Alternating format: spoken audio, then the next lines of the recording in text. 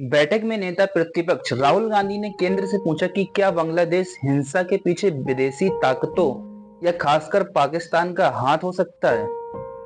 सरकार ने कहा कि पाकिस्तान के एक डिप्लोमेट सोशल मीडिया पर अपनी प्रोफाइल फोटो में लगातार बांग्लादेश आंदोलन की तस्वीरें लगा रहे थे, इसीलिए इस एंगल की जांच की जा रही है। मैं आपको आगे बताऊंगा कि बांग्लादेश हिंसा पर अन्य नेताओं ने क्या बयान दिया और राहुल गांधी ने बांग्लादेश के मुद्दे पर कौन से 3 सवाल पूछे।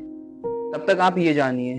बैठक में रक्षा मंत्री राजनाथ सिंह, गृह मंत्री अमित शाह, संसदीय कार्य मंत्री किरेन रिजिजू, केंद्रीय मंत्री राजीव रंजन उर्फ लल्लन सिंह, कांग्रेस अध्यक्ष मल्लिकार्जुन खड़गे समेत कई दलों के नेता शामिल हुए। बांग्लादेश में आरक्षण को लेकर 2 महीने से जारी विरोध प्रदर्शन के बीच सोमवार 5 अगस्त को जमकर हिंसा हुई। इसके बाद शेख हसीना ने प्रधानमंत्री पद से इस्तीफा दे दिया और छोड़कर भारत आ गई। वे अभी गाजियाबाद के हिंडन एयरबेस के सेफ हाउस में हैं।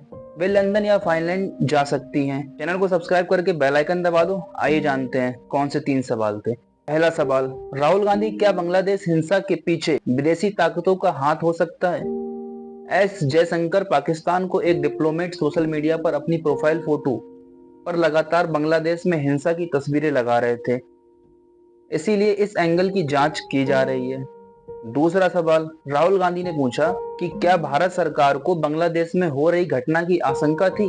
एस जयशंकर ने कहा कि हम भारत स्थिति पर नजर रख रहे हैं। और जो तीसरा सवाल राहुल जी ने पूछा वो ये था कि बांग्लादेश में सत्ता परिवर्तन के असर से निपटने के लिए शॉर्ट टर्म या लॉन्ग टर्म के लिए भारत सरकार की क्या रणनीति है। एस जयशंकर ने बताया कि बांग्लादेश में तेजी से हालात बदल रहे हैं। अपने अगले कदम से दुरुस्त करने के लिए केंद्र इसका बारीकी से विश्लेषण कर रहा है।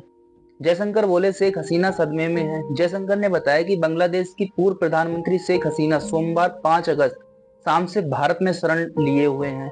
वो अभी सदमे में हैं। वो आगे क्या करेंगी ये सोचने और दूसरे मुद्दों पर उनसे बात करने से पहले भारत सरकार उन्हें ठीक होने का समय दे रही है। भारत ने हसीना की मदद का भरोसा दिया है।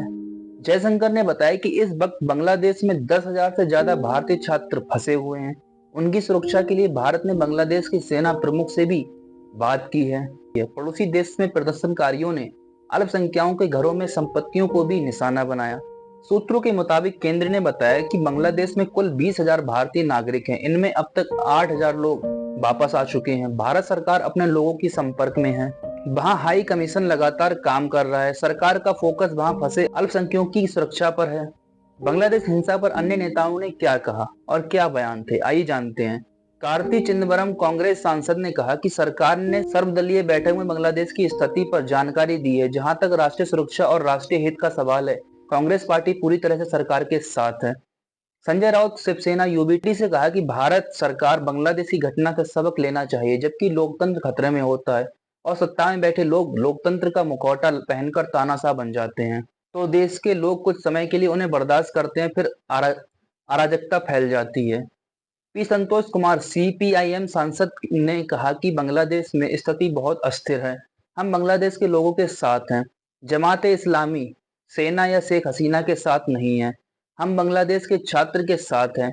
वीरेंद्र सिंह समाजवादी पार्टी के सांसद हैं। उन्होंने कहा कि बांग्लादेश के हालात उन सभी देशों के लिए एक मैसेज है जो लोगों की आवाज नहीं सुनते। ऐसे ही हालात उन देशों में होते हैं जहां लोकतंत्र को खत्म कर तानाशाही लाने की कोशिश होती है।